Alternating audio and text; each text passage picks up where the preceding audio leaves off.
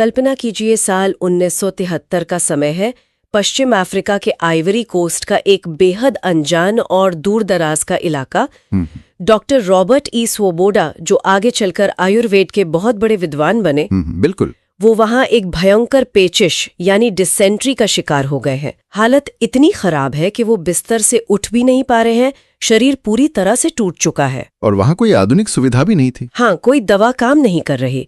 तभी वहां एक स्थानीय अफ्रीकी ओझा आता है, जिसे हम शामन कह सकते हैं। वो ओझा कोई जड़ी बूटी, कोई काढ़ा या कोई जादुई लेप नहीं लाता।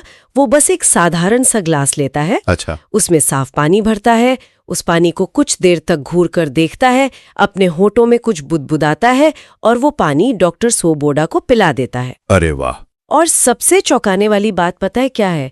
कुछ ही घंटों के भीतर डॉक्टर स्वोबोडा का पेट बिल्कुल शांत हो जाता है। वो पूरी तरह से ठीक हो जाते हैं। तो आज की इस चर्चा की शुरुआत इसी हैरान कर देने वाली घटना से होती है। ये घटना आधुनिक विज्ञान के चश्मे से देखने पर मतलब किसी जादू या अंधविश्वास जैसी लग सकती है, लेकिन अगर हम गहराई में जाएं तो ये घटना एक बहुत ही बुनियादी और शाश्वत सत्य की ओर इशारा करती है।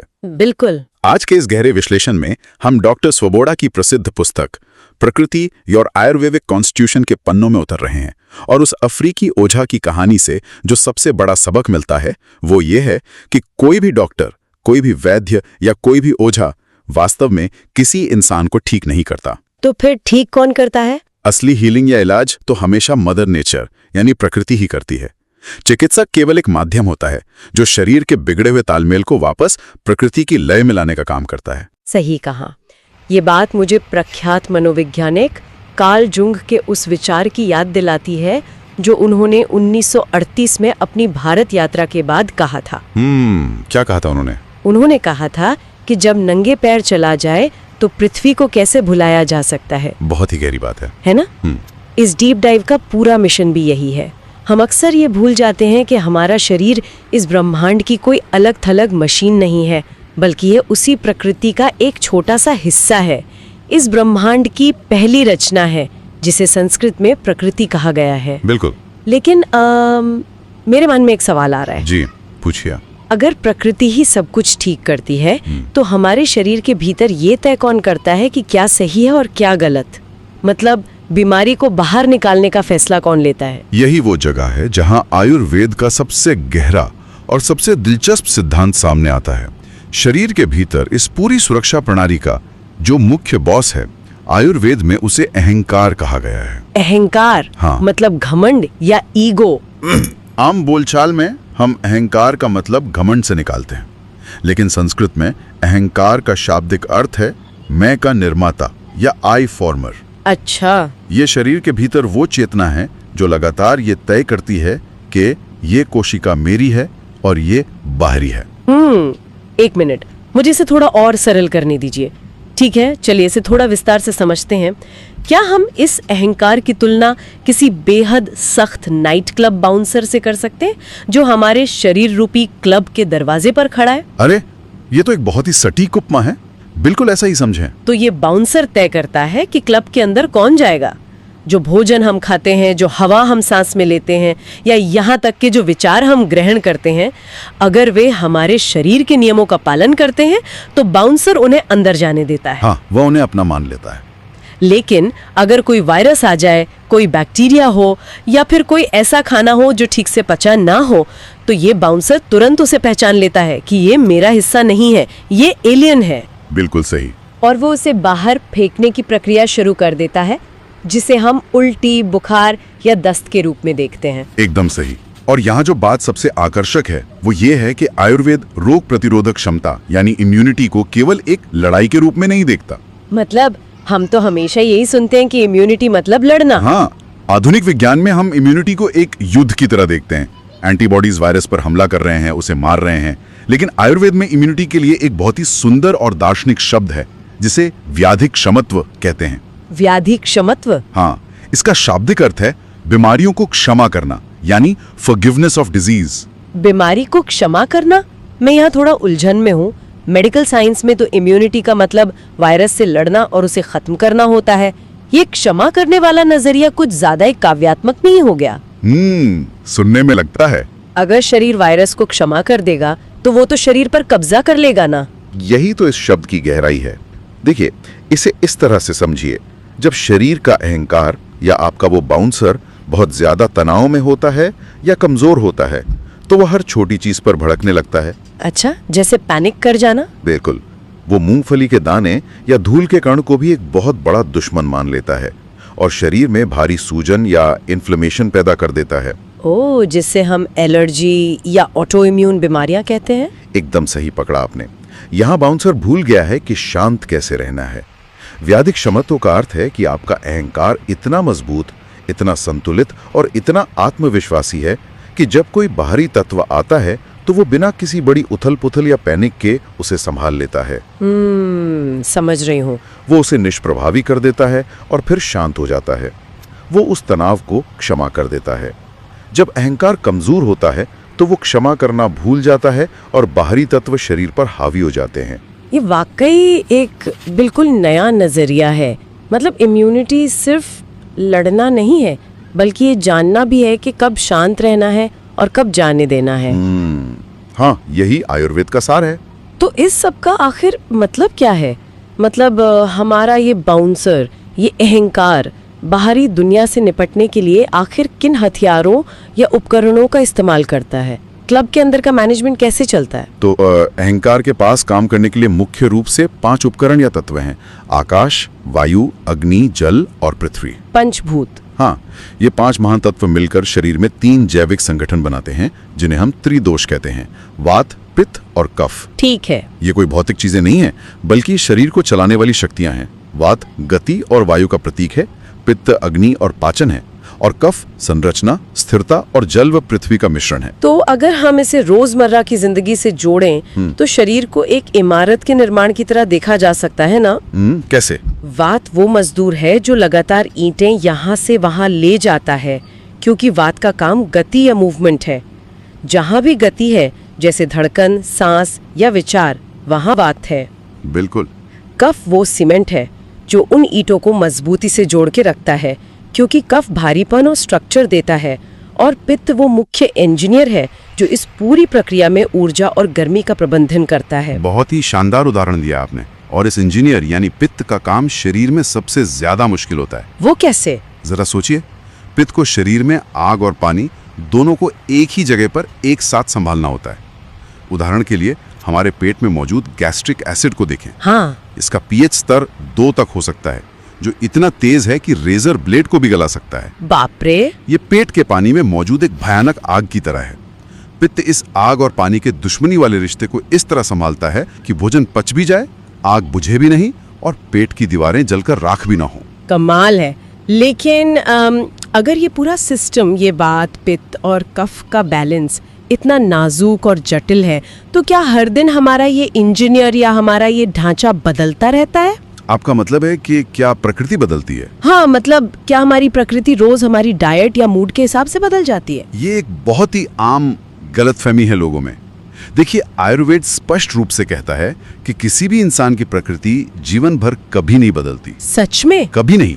कभी नहीं। जब जन्म के समय या यूं कहें कि निषेचन यानी कंसेप्शन के उस एक सूक्ष्म पल में माता पिता के शरीर में जो दोष प्रबल होते हैं वो ही उस नए जीवन की प्रकृति तय कर देते हैं। अच्छा। ये एक जेनेटिक ब्लूप्रिंट की तरह है जिसे कभी मिटाया या बदला नहीं जा सकता। कोई व्यक्ति जन्म से वात प्रधान हो सकता है, कोई पित्त प्रधान। हमें इस प्रकृति को बदलने की कोशिश नहीं करनी चाहिए, बल्कि इसके साथ संतुलन बनाना सीखना होता है। तो मतलब जो कार्ड्स हमें जन्म से मिल गए हैं, हमें जीवन भर उन्हीं के साथ खेलना है। हम खेल के नियम नहीं बदल सकते। बिल्कुल सही कहा। लेकिन अगर प्रकृति फिक्स है तो हम इसे संतुलित कैसे रखें? स्रोत बताते हैं कि इस संतुलन में सबसे बड़ी भूमिका स्वाद निभाते हैं। और यहाँ बात सच में बहुत दिलचस्प हो जाती है। हाँ, क्योंकि स्वाद का सीधा असर दोषों पर पड़ता है। और मैंने पढ़ा है कि संस्कृत में रस शब्द का अर्थ केवल स्वाद नहीं है, बल्कि इसका अर्थ भावना या इमोशन भी है। और ये कोई भाषाई संयोग नहीं है। शरीर और मन एक ही सिक्के के 2 पहलू हैं। आयुर्वेद 6 प्रकार के स्वादों की पहचान करता है और हर स्वाद एक विशिष्ट भावना और दोष से जुड़ा है। जैसे मीठा स्वाद? हाँ, मीठा स्वाद शरीर को भारीपन और मन को संतुष्टि देता है, जो कफ बढ़ाता है। खट्टा स्वाद ईर्ष्या या एनवी से जुड़ा है।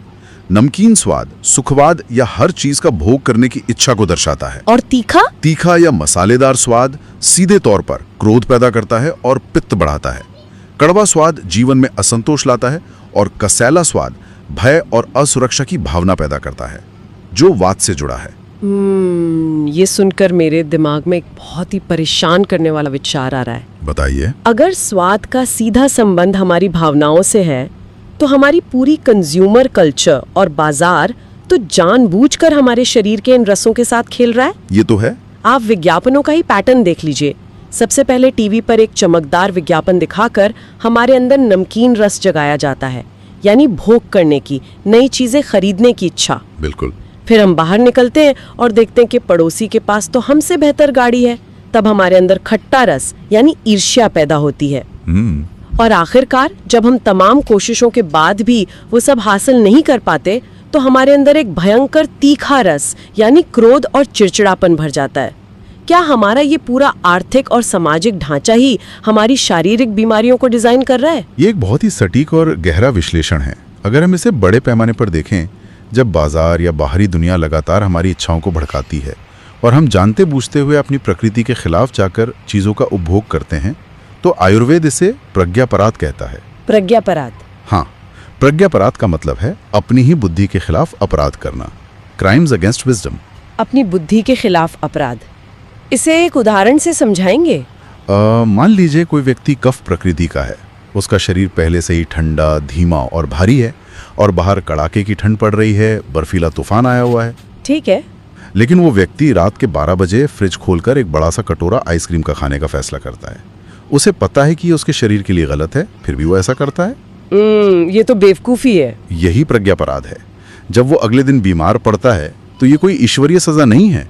ये महज उसके अपने ही कर्मों का, उसके प्रज्ञापराध का तार्किक परिणाम है।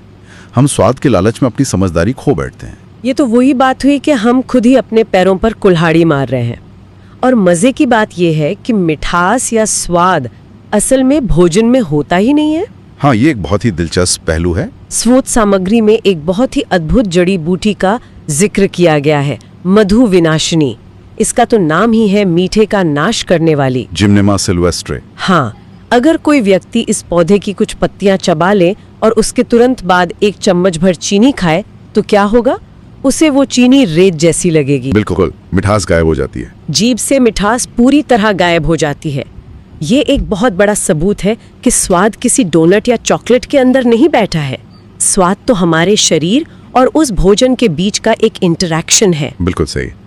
और जब ये इंटरैक्शन या बातचीत पूरी होती है, यानी जब ये भोजन पेट में पचता है, तो उसके बाद शरीर के भीतर एक बहुत ही लंबी और जटिल निर्माण प्रक्रिया शुरू होती है। हाँ, क्योंकि भोजन केवल पेट में जाके गायब तो नहीं हो जाता। बिल्कुल नहीं। आयुर्वेद के अनुसार वो 7 अलग अलग स्तरों से होकर गुजरता है, जिन्हें 7 धातुएं कहा जाता है। हाँ, और अक्सर लोग इन्हें बस एक सूची की तरह पढ़ लेते हैं। रस, रक्त, मांस, मेद, अस्थि, मज्जा और शुक्र। लेकिन दिलचस्प बात यह है कि एक दूसरे में बदलते कैसे हैं। यही सबसे महत्वपूर्ण हिस्सा है। इसे एक क्रमिक कुकिंग या पकाने की प्रक्रिया की तरह समझें। हर धातु की अपनी एक अग्नि या आग होती है। खाना सबसे पहले पचकर रस में बदलता है। रस यानी प्लाज्मा। हाँ, रस का काम है शरीर को पोषण देना। फिर रक्त अग्नि इस रस को पकाती है और इसे रक्त यानी ब्लड में बदल देती है, जो जीवन का संचार करता है। फिर रक्त को पकाया जाता है और वो मांस यानी मसल बनता है। मांस से मेद यानी फैट बनता है। मेद के पकने से अस्थि यानी बोन का निर्माण होता है और हड्डियों के अंदर फिर मज्जा बनती है। बिल्कुल, अस्थि के भीतर मज्जा यानी बोन मैरो बनती है और अंत में सबसे परिष्कृत धातु शुक्र यानी रिप्रोडक्टिव फ्लूइड का निर्माण होता है। बाप रे, ये तो बहुत लंबी प्रक्रिया है। हाँ, जब ये 7 धातुएं पूरी तरह से शुद्ध और पोषित होती हैं, तब जाकर अंत में ओजस बनता है, जो हमारी अंतिम जीवन ऊर्जा या परम इम्यूनिटी है। इस पूरी यात्रा में लगभग 30 से 35 दिन लग जाते हैं। इस पूरी प्रक्रिया को समझने के लिए स्रोत में एक बहुत ही शानदार एनालॉजी दी गई है। इसे एक रोमांटिक डेट की तरह बताया गया है। हाँ, मुझे वो हिस्सा बहुत पसंद है। जरा इसे ऐसे समझें, जब हम भोजन करते हैं तो मानो हमारा वो बाउंसर, हमारा अहंकार उस भोजन के साथ एक डेट पर जा रहा है। अगर खाना अच्छा है और पाचन ठीक से हो रहा है, तो रस धातु बहुत अच्छी बनती है। अहंकार बहुत खुश होता है, मानो डेट बहुत शानदार रही हो। बिल्कुल। उसे उस भोजन से प्यार हो जाता है और जीवन में एक उत्साह आ जाता है। लेकिन अगर पाचन खराब हो जाए तो क्या होगा? अगर पाचन खराब होता है तो वो खाना ठीक से रस में नहीं बदल पाता। आधा पका हुआ खाना शरीर में सड़ने लगता है और एक चिपचिपा जहरीला पदार्थ बन जाता है, जिसे आयुर्वेद में आम कहा जाता है। AMA, आम। ओहो, और तब अहंकार को लगता है कि उसे धोखा मिला है, मानो कोई उसे डेट पर बुलाकर रेस्टोरेंट में अकेला छोड़कर भाग गया हो। बिल्कुल ऐसा ही महसूस होता है शरीर को। अहंकार निराश हो जाता है और इसका असर सिर्फ पेट पर नहीं, मन पे भी पड़ता है। व्यक्ति जीवन में नीरसता, थकान और भारीपन महसूस करने लगता है। बिल्कुल, और इससे एक महत्वपूर्ण सवाल उठता है। इस रोमांटिक डेट के रूपक को अगर हम धातुओं के स्तर पर और गहराई से देखें तो एक बहुत ही मनोवैज्ञानिक सच सामने आता है। कैसा सच? उदाहरण के लिए चौथी धातु मेद यानी फैट को ही लें। आज की आधुनिक दुनिया में फिटनेस के नाम पर फैट या चर्बी को सबसे बड़ा विलेन मान लिया गया है। लोग जीरो फैट के पीछे पागल हैं। हाँ, हर कोई बस फैट बर्न करना चाहता है। लेकिन संस्कृत में मेद का मतलब केवल चर्बी नहीं है, इसका एक अर्थ स्नेह भी है, जिसका सीधा मतलब प्यार और जुड़ाव से है।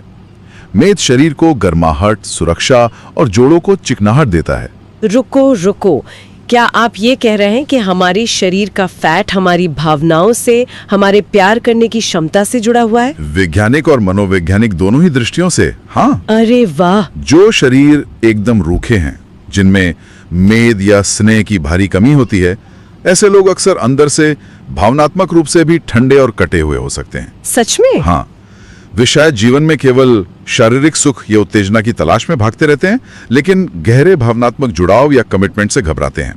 उनके अंदर रिश्तों को जोड़े रखने वाली गर्माहट या स्नेह कम हो सकता है। ये तो सच में दिमाग हिला देने वाली बात है। मतलब अगर हम फैट को पूरी तरह खत्म करने की सनक पाल लें तो हम अनजाने में अपने अंदर के प्यार या जुड़ाव को भी सुखा रहे हैं। यही कारण है कि आयुर्वेद किसी भी चीज की अति को मना करता है। एक्सट्रीम्स हमेशा बुरे होते हैं। बिल्कुल। जब ये पूरा पोषण चक्र टूट जाता है, चाहे वो गलत डाइट से हो या लगातार मानसिक तनाव से, तो शरीर की अग्नि कमजोर पड़ जाती है। और जैसा कि हमने कहा, तब शरीर में आम यानी जहरीला कचरा भर जाता है, जो नलियों को ब्लॉक कर देता है। हाँ, ये आम शरीर की नलियों को ब्लॉक कर देता है और उन खतरनाक परजीवियों या बीमारियों के लिए एक खुली दावत का काम करता है, जो शरीर पर कब्जा करना चाहते हैं। और ये आम कई गंभीर बीमारियों का मूल कारण बनता है ना? जी हाँ। उदाहरण के लिए रोमेटॉइड अर्थराइटिस या गठिया को लें। जब ये आम शरीर के जोड़ों में जाकर जमा हो जाता है और वहां वात के साथ मिल जाता है, तो ये भयंकर दर्द और सूजन पैदा करता है। और अगर ये प्रज्ञापराध लंबे समय तक चलता रहे तो बात कैंसर जैसी भयानक बीमारी तक पहुंच सकती है। कैंसर तक? बिल्कुल। जब शरीर आम से भर जाता है तो हमारा वो बाउंसर अहंकार इतना भ्रमित और कमजोर हो जाता है कि वो अपनी ही कोशिकाओं की पहचान भूल जाता है। ओहो। कैंसर की विद्रोही कोशिकाएं इसी बात का फायदा उठाती हैं। वे शरीर के आम को खाकर पोषण लेती हैं और पूरे शरीर में फैलने लगती हैं, क्योंकि अहंकार उन्हें बाहरी पहचान कर रोक ही नहीं पाता। ये सब सुनने के बाद एक बात बिल्कुल शीशे की तरह साफ हो जाती है। आयुर्वेद केवल कुछ जड़ी बूटियों को पानी में उबालकर पीने का नुस्खा नहीं है। बिल्कुल नहीं। ये पूरी तरह से स्वयं की जिम्मेदारी लेने का विज्ञान है। Self responsibility. हमारी अपनी प्रकृति हमारी सीमाएं तय करती है। हमें क्या खाना चाहिए, कैसे रहना चाहिए और यहाँ तक कि किन भावनाओं से बचना चाहिए, ये सब हमारी प्रकृति पर निर्भर करता है। एकदम सही बात है। अगर हम बाजार और उपभोक्तावाद की अंधी दौड़ में शामिल होकर अपनी इच्छाओं को खुद सीमित नहीं करेंगे, तो ये तय है कि मदर नेचर बीमारी के रूप में हम पर सीमाएं लगा देंगी। प्रकृति बहुत स्पष्ट है, या तो हम खुद रुकना सीखें या वो हमें बिस्तर पर लिटाकर रुकने पर मजबूर कर देगी। ये एक बहुत ही सटीक निष्कर्ष है। और अगर हम इस पूरी चर्चा को एक बहुत ही गहरे और दार्शनिक बिंदु पर लाकर खड़ा करें, तो प्राचीन काल में भारत की योगियों और ऋषियों का एक बहुत ही अलग लक्ष्य था।